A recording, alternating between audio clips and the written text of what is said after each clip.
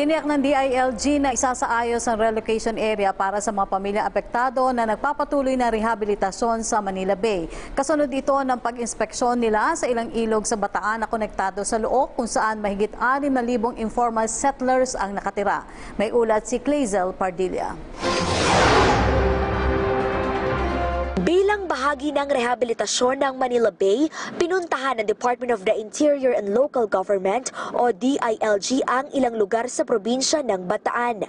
Sa Barangay Kapunitan, Orion, Bataan, dinatna ng DILG ang 3 ektaryang bahagi ng Looc na tinabunan ng lupa, tinambakan ng basura at tinirikan ng bahay. Sila'y nakatayo sa dagat na mismo. Tributary siya sa kadumihan ng Manila Bay. Nitong Enero, tinupok ng apoy ang ilang bahagi ng lugar na ito. May mga pamilyang lumikas na, pero marami pa ring natira at bumabalik-balik pa.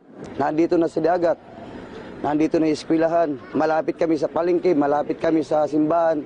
Lahat ng pagkakataon nandito na para sa amin. Hamon sa DILG na mapigilan ang mga pamilyang pilit na tinitirhan ang Manila Bay, lalo na ang mga nakikipagmatigasan. Susunod naman daw sila, pero may tubig, may kuryente, may bahay kaming dadatnan na maayos. Bakit hindi kami papayag? Pero kung hindi namin madadama yung mga ganong sitwasyon, hindi kami alis dito. Pag nailipat po sila sa isang lugar, kailangan kompleto yan. Kompleto sa elektrisidad, kompleto sa tubig, kompleto sa kanila oportunidad para makapag-aral ang anak at oportunidad para makapaggawa ng trabaho. Inaayos na ng DILG at lokal na pamahalaan ng Orion ang relocation area ng higit 6,000 informal settler. Ang problema namin ngayon, yung tagal ng span ng paggagawa, double time tayo.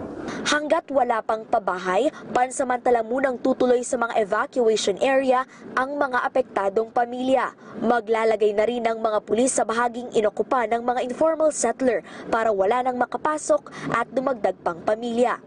Target ng DILG na maibalik ang dating kondisyon ng Looc, kaya puspusan ang cleanup operation na ipatutupad.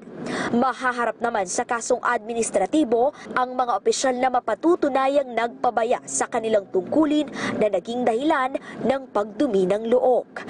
Clazel Pardilla para sa Bayan. Walang patid na balitaan saan man panig ng bansa. Nakatuto kahit Sabado man o Linggo upang maghatid ng hitik na impormasyon. Pawang katotohanan lamang. Kasama ang mas pinalakas na puwersa ng PTV News. Ulat Bayan. Tuwing Sabado at Linggo, alas 6 ng gabi. Dito lang sa PTV.